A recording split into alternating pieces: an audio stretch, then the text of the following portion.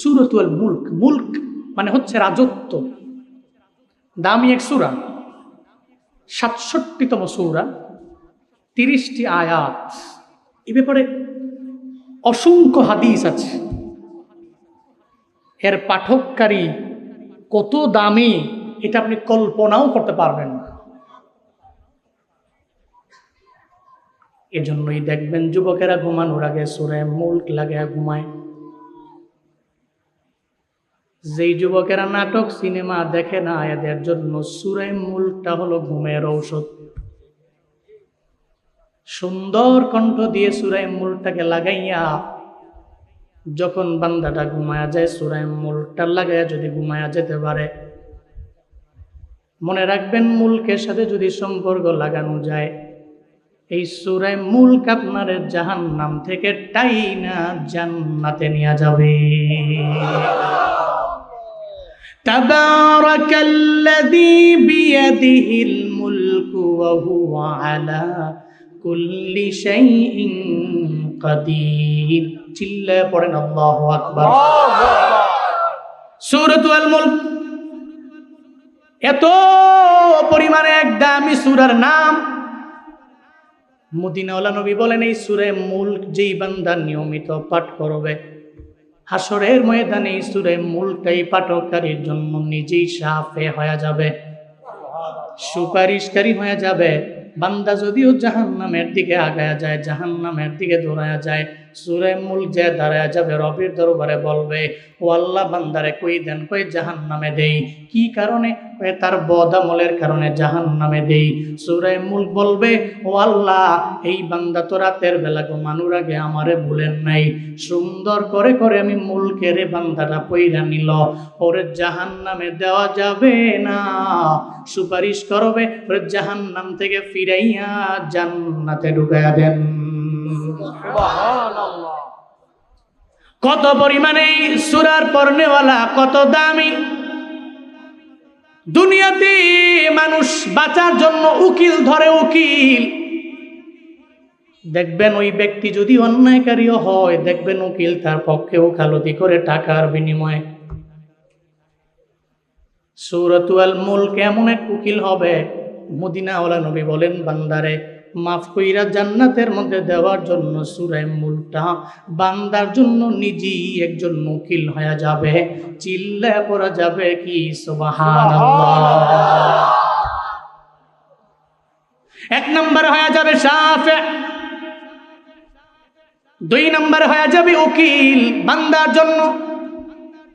শুধু তাই না, কবরের আযাব দেওয়ার জন্য আযাবের ফেরেশতারা বান্দার ধারে কাছেও আসতে পারবে না সূরা মুলকের পাওয়ারে। কবরের আযাব এত ভয়ঙ্কর, যে আযাব সহ্য করার মতো ক্ষমতা আমি জুনায়েদ আল হাবিবের নাই, আপনারও নাই। আমল করে কবরে যাইতে পারলে কবর আপনার জন্য ভালো জায়গা, জান্নাতের বাগান। যদি আমল নামক পুঁজি না নিয়ে কবরে যান, তাহলে আপনার কোনো দাম কবরে নাই, জাহান্নামের একটা গর্ত হয়ে যাও। এই জন্য মদিনাওয়ালা নবী বললেন, উম্মতেরা রবের দরবারে শুধু কবরের আযাব থেকে তোমরা পানা চাও। তাআওয়াযু বিল্লাহি মিন আযাবিল কবর। ও বান্দারা, মদিনাওয়ালা নবী জানায়া দিলেন, উম্মতেরা রবের দরবারে কবরের আযাব থেকে তোমরা আশ্রয় কামনা করো, প্রার্থনা করো রবের দরবারে, আল্লাহর দরবারে জানায়া দাও, আল্লাহ কবরের আযাব সহ্য করার মতো ক্ষমতা আমার কাছে নাই। ও আল্লাহ, দুনিয়ার আগুন যেখানে সহ্য করতে পারি না, আগুনের কারণে পাগল পারা হয়ে যায়। এই যে গত কয়েকদিন আগে কারগো ভিলেজের মধ্যে আগুন লাগলো, ওখানে কে লাগাইলো? কয় পরিকল্পনার মাধ্যমে লাগাইলো। লং টাইম হয়ে গেছে, আগুন নিভাইতে পারে না, পাগলের মতো হয়ে গেছে। লোকেরা কয়, এই আগুন নিভাইতে কেন পারি না, আগুন নিভাইতে কেন পারি না। দুনিয়ার ঘরের মধ্যে আগুন লাগলে মসজিদের মাইকের মধ্যে এলান হয়ে যায়, ওই অমুকের ঘরের মধ্যে আগুন লাগছে, ওই এলাকার লোকেরা তোমরা আসো না, তোমরা সব মিলে চলো না আগুনটারে আমরা সবাই মিলে নিভাই। এই লোকটা বড় গরিব মানুষ, বড় অসহায়, চলো না, এই লোকের ঘরটা পুরে পুরে সারকার হয়ে যাচ্ছে, নিবানোর জন্য যাই। কার্গো ভিলেজের আগুন লাগলো, নিবানোর জন্য মানুষের কোনো অভাব নাই। কিন্তু আপনার কবরের মধ্যে যদি 3.5 হাত এই ঘরের মধ্যে যদি একবার আগুন লাইগা যায়, বলেন না এই আগুন কে নিভাবে? আপনার বাবাই তো যায় নাই, আপনার মাও তো যায় নাই, আপনার বিবি যায় নাই, আপনার ছেলে যায় নাই, আপনার মেয়ে যায় নাই, পরিবারের কেউ আপনার সঙ্গে যায় নাই। যেই কবরের দরজা নাই, যেই কবরের জানালাও নাই, ওই কবরে আপনি একা, ওই কবরে আপনি একা একা থাকবেন। আপনার মাও নাই, আপনার বাবাও নাই, পরিবারের কেউ নাই। কবরের মধ্যে আপনি একা একা যে রইলেন, আগুনটা নিবাইব কেডা? কেউ তো নিবানোর মতো নাই রে বাপ, কেউ নিভাতে যেতেও পারবে না। এই জন্য মদিনাওয়ালা নবী জানায়া দিল, ও উম্মতেরা, তাআওয়াযু বিল্লাহি মিন আযাবিল কবর, কবরের আযাব থেকে রবের দরবারে তোমরা পানা চাও। শুধু তাই না, নবীর জিন্দেগিতে কোনো গুনাহ আছে না? লিয়াগফির লাকাল্লাহু মা তাকদ্দামা মিন যামবিকা ওয়া মা তাআখার। চিল্লা পড়েন আল্লাহু আকবার। আল্লাহ কয়, নবী আপনার জিন্দেগিতে কোনো গুনাহ নাই, আগের পিছের সব গুনাহ আমি আল্লাহ মাফ করে দিলাম। গুনাহ নাই, এরপরও আমি আল্লাহ আপনারে মাফ করে দিলাম। নবীর জিন্দেগিতে গুনাহ নাই, আল্লাহ বলে মাফ করে দিছে। এরপরেও নবী কবরের আযাবের ভয় রবের দরবারে কান্না করে। নামাজ শেষ হতে দেরি, রবের দরবারে আমার নবী আবদার জানায়, ও আল্লাহ, আল্লাহুম্মা ইন্নী আউযু বিকা মিন আযাবিল কবর ওয়া মিন আযাবিন নার ওয়া মিন ফিতনাতিল মাহইয়া ওয়াল মামাত ওয়া মিন ফিতনাতিল মাসীহিদ দাজ্জাল। যেই নবীর জিন্দেগিতে, পুরো জিন্দেগিতে কোনো গুনাহ নাই, ওই পয়গম্বর নামাজ শেষে রবের দরবারে দোয়া করে নেয়, আল্লাহ গো, তুমি আমারে কবরের আযাব থেকে তুমি আমারে বাঁচাও না। ইন্নী আউযু বিকা মিন আযাবিল কবর, ও আল্লাহ, কবরের আযাব থেকে তুমি আমি পানা চাই, তুমি বাঁচাও। শুধু তাই না, ওয়া মিন আযাবিন নার, জাহান্নামের আগুন সহ্য করার মতো ক্ষমতা আমার মাঝে নাই। ও আল্লাহ, জাহান্নামের আযাব থেকে তুমি আমারে বাঁচায়া দাও। শুধু তাই না, এরপরে আবার নবী বলে, ওয়া মিন ফিতনাতিল মাহইয়া ওয়াল মামাত, ও আল্লাহ, মৃত্যু যেই যন্ত্রণা, ওই জীবন মরণের ফিতনা থেকে তোমার দরবারে পানা চাই। শুধু তাই না, দাজ্জাল যে আসবে, এই দাজ্জালের ফিতনা থেকে তোমার দরবারে পানা চাই। নবী কেন দোয়া করতেন? মদিনাওয়ালা নবী সারা বিশ্বের সব উম্মতের শিখায়া দেয়া গেল, আমি নবীর গুনাহ নাই, ও উম্মতের, এরপর আমি আল্লাহর দরবারে এতবার বললাম তুমগো গুনাহ আছে, কবরের আযাবের ভয়ে তোমরাও রবের দরবারে দোয়া করে নাও। তোমরাও রবের দরবারে বলো, আল্লাহ মাফ করে দাও। আযাব সহ্য করার মতো ক্ষমতা বিন্দু মাত্র পরিমাণ আমার নাই, আল্লাহ তুমি মাফ করে দাও। নবী শিখাইয়া দিয়া গেলেন, উম্মতেরাও বলবে, আল্লাহুম্মা ইন্নী আউযু বিকা মিন আযাবিল কবর ওয়া মিন আযাবিন নার ওয়া মিন ফিতনাতিল মাহইয়া ওয়াল মামাত ওয়া মিন ফিতনাতিল মাসীহিদ দাজ্জাল। নবী দোয়া করতেন। আব্দুল্লাহ ইবনে মাসউদের বর্ণনা, তিনি বলেন, একটা বান্দারে যখন কবরের মধ্যে শুয়ে দেওয়া হবে, বান্দা যদি মান রব্বুক ওয়া মা দীনুক ওয়া মান হাযার রাজুলাল্লাযী বুইসা ফীকুম, এই ব্যাপারে যদি না বলতে পারে রব্বি আল্লাহ, বান্দা যদি না বলতে পারে, সূরা মুলকের আমলটা বান্দা কন্টিনিউ করে নাও, আল্লাহ জাহান্নাম থেকে ফিরাইয়া সূরা মুলকের মাধ্যমে আল্লাহ জান্নাতের মধ্যে ঢুকায়া দিবে। শুধু তাই না, সূরা মুলক উকিল হয়ে গেল, আবার কবরের আযাবের সময়ে সূরা মুলক প্রতিবন্ধক হয়ে দাঁড়ায় গেল। তাহলে ফায়দা আছে না নাই? আছে। আসেনি?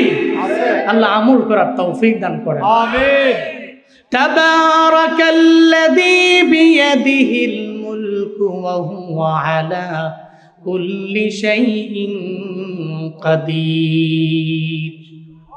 আল্লাহ পাক বলেন, তাবারাকা, বরকতময় আমার রব, যেই রবের বরকতের বিন্দু মাত্র পরিমাণ কোনো শেষ নাই। তাবারকা আসলো বারকাতুন থেকে। বারকাতুন মানে কি? বেশি বেশি হওয়া। আমার রবের গুণের তো কোনো শেষ নাই। আমার রব তো এমন মাওলা, যেই রব পাওয়ারওয়ালা রব, যেই রব আমার দয়ালু রব। আল্লাহ জান্নাতেরও মালিক, আল্লাহ জাহান্নামেরও মালিক। আল্লাহর সিফতের কোনো শেষ, আল্লাহর সিফতের বিন্দু মাত্র পরিমাণ কোনো শেষ নাই। আল্লাহ কয় আমার পরিচয় শুনে যাও। তাবারাকাল্লাযী বিয়াদিহিল মুলক। আল্লাহ তো এমন রব, বরকতময় রব, যে আল্লাহর হাতে পুরা দুনিয়া রাজত্ব। আসমান জমিন কে চালায়? আল্লাহ। কে চালায়? আল্লাহ। ডোনাল্ড ট্রাম্প চালায়। ডোনাল্ড ট্রাম্পের পরে জো বাইডেন আসবে মারামারি কইরা কাটাকাটি কইরা, হে চালাবে? চালায় কে? আল্লাহ। কুলিল্লাহুম্মা মালিকাল মুলকি তুতিল মুলকা মান তাশা ওয়া তানজিউল মুলকা মিম্মান তাশা ওয়া তুইজ্জু মান তাশা ওয়া তুযিল্লু মান তাশা বিয়াদিকাল খায়র ইন্নাকা আলা কুল্লি শাইইন কাদির। চিল্লা পড়েন আল্লাহু আকবার। আল্লাহু আকবার। আল্লাহ পাক বলেন, নবী উম্মতের বলুন, আল্লাহুম্মা মালিকাল মুলক। এই রাজত্বের রাজা ধীরা জলেন আমার আল্লাহ। আল্লাহ রাজত্ব চালায়, আল্লাহ যারে চায় ওই বান্দায় রাজত্ব দেয়। আল্লাহ যারা চায় না ওরে দেয় না। আল্লাহ যারা চায় ওরে চেয়ারের মধ্যে নিয়ে বসাইয়া দেয়। আল্লাহ যারা চায় না ওরে ধাক্কা দিয়ে নামাইয়া দেয়।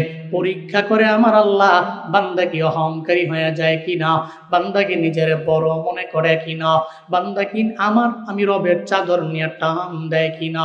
আল্লাহ দেখে, আল্লাহ ট্রাই করে, আল্লাহ পরীক্ষা করে। রে মুলকের মালিক হলাম আমি আল্লাহ। আমি আল্লাহ কোনো একটা বংশের রাজা তারে বানাইলাম, সে কি আবার ফেরাউনের মতো হয়ে গেল কিনা। যদি এর মতো হয়ে যায় আমি আল্লাহ চুবায়া চুবায়া মারমো, আমি আল্লাহ ডুবায়া ডুবায়া মারমো। এত ক্ষমতা তোর, তো পাওয়ার, এই সব তো আমার। এগুলো আমি তোর দিছি মায়া কইরা, কিন্তু তুই কেমন জানি হয়ে গেলি ফেরাউনের মতো, বলতেই লাগলি আনা রাব্বুকুমুল আ'লা। যদিও বলে না, ও চিন্তা করে মাঝে মাঝে আমার মতো বড় এলাকার মধ্যে আর কেউ নাই, কেউ সালাম দিলে পর্যন্ত নেয় না। অহংকারী হয়ে যায়, কিন্তু অহংকার আমার মাওলার চাদর, বড়ত্ব আমার রবের লুঙ্গি। ফামান নাযাআনি ওয়াহিদাম মিনহুমা। আল্লাহ পাক কয়, যেই আমার বান্দাটাই অহংকারের চাদর এবং লুঙ্গি নিয়ে টানাটানি করবে, ফামান নাযাআনি ওয়াহিদাম মিনহুমা ফাযাবতুহু ফিন্নার। আমি আল্লাহ তার জাহান্নামের মধ্যে নিক্ষেপ করব। এর মানে বোঝা গেল আল্লাহর কাছে রাজত্ব, আমার মাওলার দরবারে ক্ষমতা। অহংকার কোনো বান্দা করতে পারে না। চাইলে অহংকার করতে পারে একজন, চিল্লা বলেন তার নাম। ক্ষমতার মালিক কে? আল্লাহ। জনগণ, জনগণ সকল ক্ষমতার উৎস। নাউজুবিল্লাহ কয় না? এটা জীবনেও একটা মুমিনে কামেল বিশ্বাস করতে পারে ক্ষমতার মালিক কে? আল্লাহ। আল্লাহ যারা দেয় ও পায়, আল্লাহ যারা দেয় না ও পায় না। কিন্তু মাঝে মাঝে পরীক্ষা করে, কারণ তিনি তো মালিকুল মুলক। বলছে না, তিনি তো, তার হাতেই তো বিয়াদিহিল মুলক, ওনার হাতেই তো রাজত্ব।